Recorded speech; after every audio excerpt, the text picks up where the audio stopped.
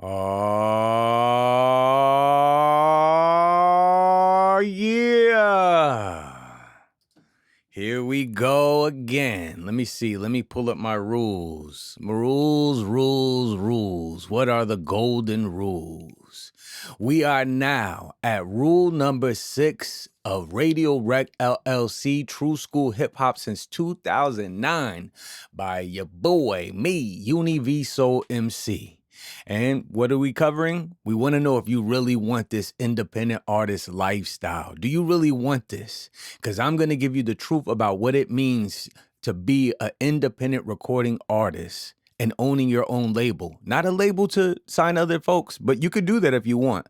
But I'm just saying, as an independent artist, right, you have no major record label, right? You still are a recording artist, but you're not a major recording artist. You're independent. So if you're not signed to an independent label, have your own. And it could be to handle your business. So that's what we're going to be talking about. And these are the stories that I wish I had when I got first started. And when I first got started as an independent recording artist, you're talking about over 2 decades ago, and I'm still here. And now, before, when I was doing it, I had a job. I've always had jobs while I was doing it. I had side hustles, extra hustles, hustles. I had all kind of things to go ahead and make my dough stretch so I could put out my music. But it has been in the last decade that I've been able to make a full-time living. So now, to help you speed up your process, I am dropping these things on you. This costs you nothing. I made this podcast. I made these episodes for this podcast specifically for this, because I have these conversations with folks on a regular basis.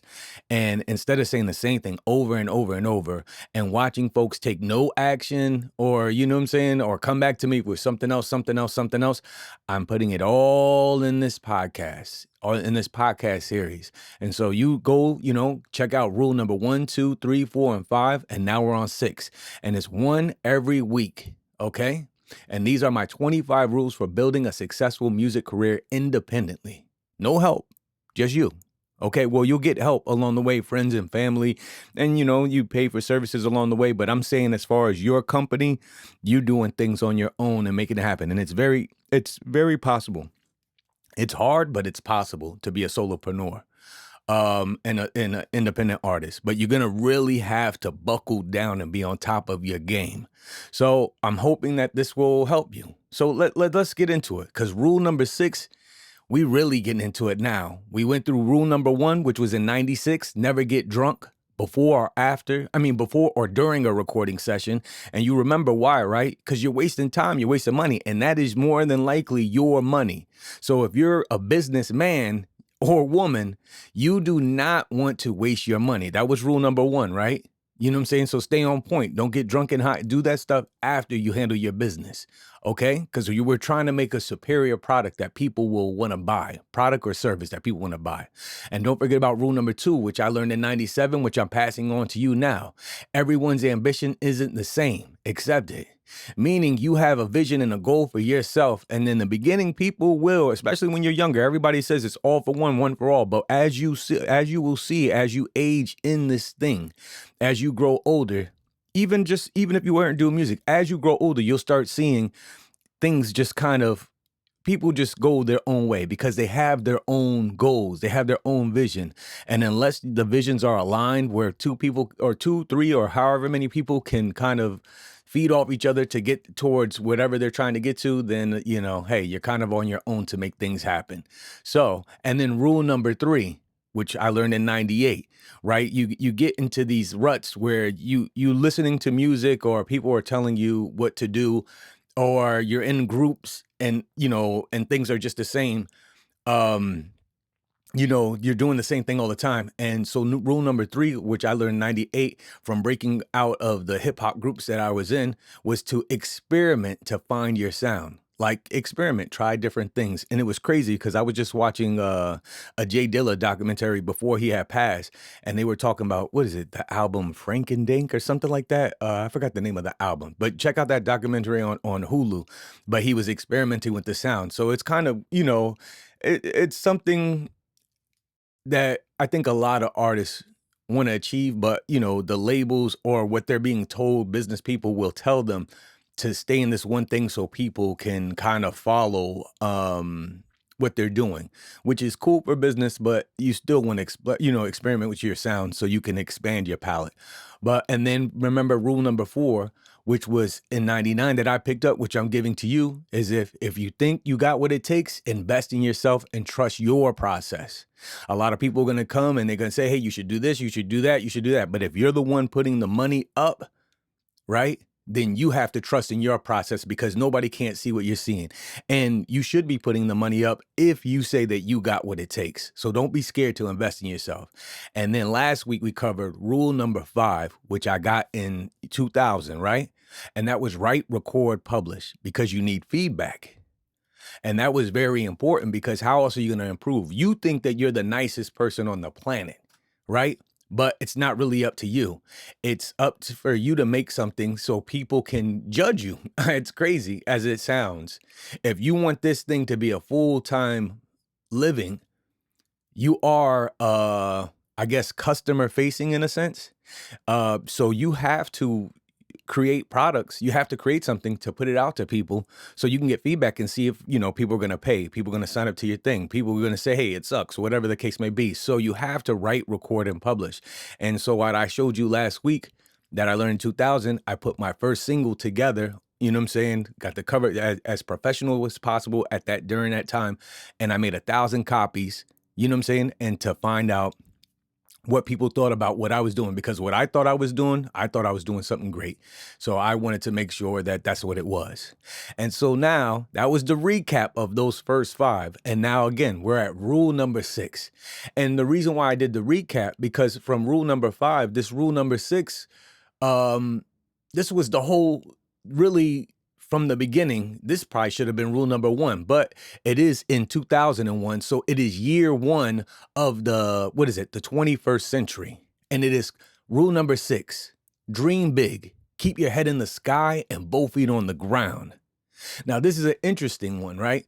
Because, you should dream big and you should go with no limits. Use your imagination to go wherever you want to go. If you say you want to be the first person to rock on the moon, then you keep that in your head. You keep that in your mind. Don't let nobody change that from you. Don't let anybody take you away. My microphone is hot today. But dream big, man. People are like, oh, when you get out of school, they're like, you get you a job and get you some security and get you some of this and get you some of that and save your money and save for retirement. It's like, dang, you young and they're already making you think that what you're supposed to do.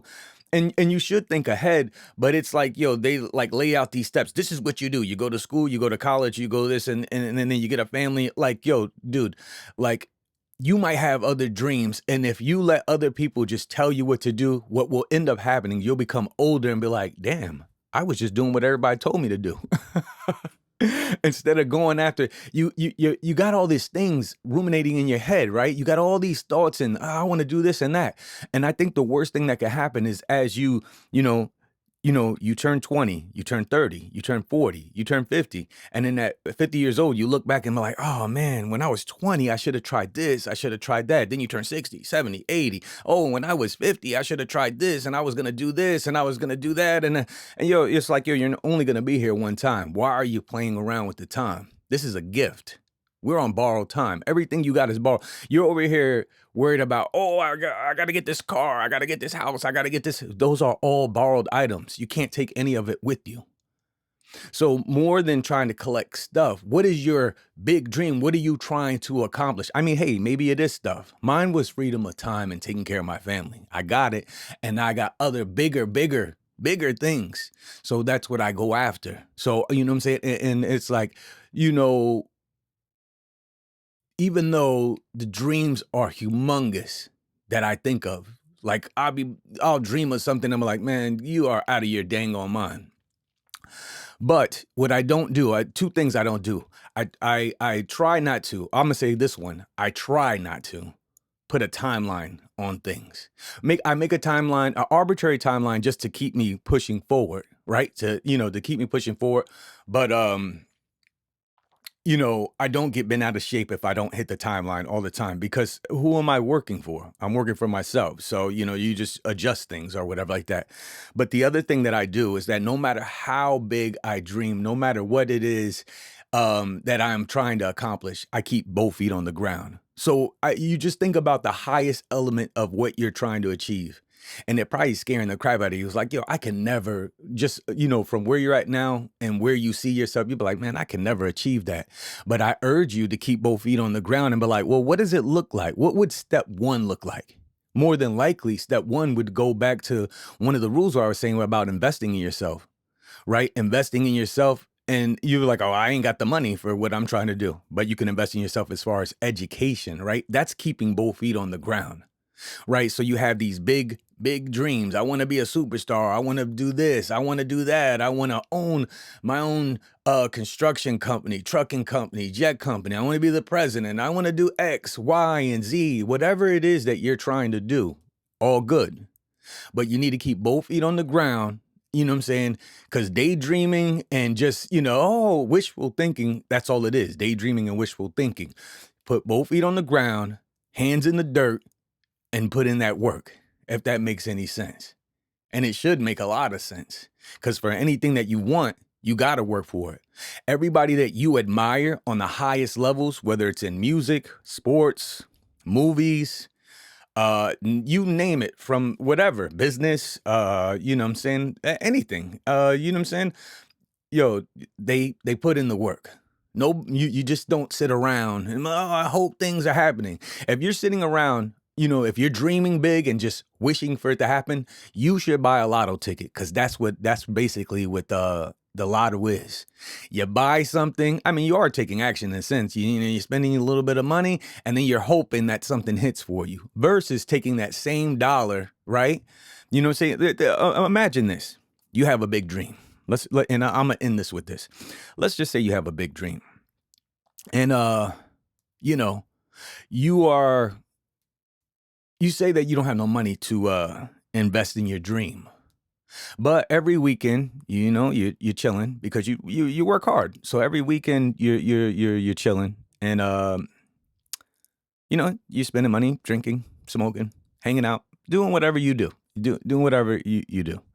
Right? But you have these big dreams, and when you get around your friends, yo, I'm going to do this and I'm going to do that. But you never actually, so you're spending like $100 every week.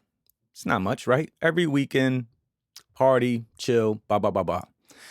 And then even part of that $100, you'll be like, I'm going to get my dreams out. I'm going to do my thing. But part of that $100, you go and let's just say you spend $5 in lotto. You know what I'm saying? That's about $20 a month in lotto, because, hey, yo, the big Powerball is up, all this stuff like that.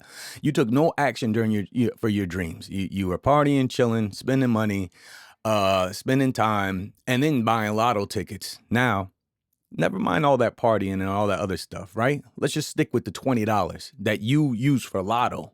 Right? You did wishful thinking, you did daydreaming. It's like, oh, you know how it is. You buy lotto and you be like, oh man, if I get this money, I'm going to give it to this person. I'm going to give it to that, but I'm going to do this. I'm going to do that. I'm going to do this and that. Meanwhile, that $20 in that month that you spent in lotto could have bought the first book to whatever it is that your big dream is. See how the rules are starting to all coincide? See, like, keeping your feet in the ground and investing in yourself, you still dreaming big. You're like, hey, you know what? Let me take that $20 and get me a course or some information on what I'm trying to do. Right? So there's always a way to do it. You just have to make some sacrifices, and that's part of keeping your feet on the ground. You're like, yo, especially with this hip hop and rap thing, if we're going to talk about that, because it's very misleading. You got a bunch of older guys marketing to younger folks, right? And they're marketing a lifestyle that the younger folks couldn't keep up with, even if they wanted to. You got guys that are saying that they're smoking ounces a day, you know what I'm saying? Wearing the finest linens, driving the finest car, eating the finest food. And you say that you want that, right? But instead of working towards it, that big dream, and keeping your feet on the ground, instead of working towards it, you're just watching it and trying to emulate it. And you say that if I emulate it enough, maybe it'll happen for me. And I'm going to tell you, yo, this is a recipe for failure. It's a recipe for failure. So it's cool to dream big. Look at whoever you're looking at that you want to model your life after. Yeah, look at it. Admire it. You know what I'm saying? Use it as a blueprint. You know what I'm saying? But it ain't your print. You know what I'm saying? You have to make your own footsteps. So you had to put in that work. So I'm gonna leave it at that. This is rule number 6. I got this in '01. Dream big and keep your head in the sky, but both feet on the ground. Oh, and before I go, what I was telling you is like, yo, remember in 2000, I made that CD? Well, guess what? That 1,000 CDs, in 2001, I was still pushing those CDs. So even though I had this vision for myself as an independent artist, you know what I'm saying? I took that same single for over a year and still was pushing it because I had the CDs, I invested my money, and I believed in myself. So I didn't just put out a song and it was like, oh, everything's gonna change the next day. No, it was a constant every day. You know what I'm saying? A fan a day. And think about that. I want to rock a crowd of 100,000. I want to sell 100 million records. Meanwhile, I got a CD and I'm doing a fan a day. And that's what I mean by keep your head in the sky, put both feet on the ground. Dream big. Yo, it's UniVSoul MC. I'm out. Peace.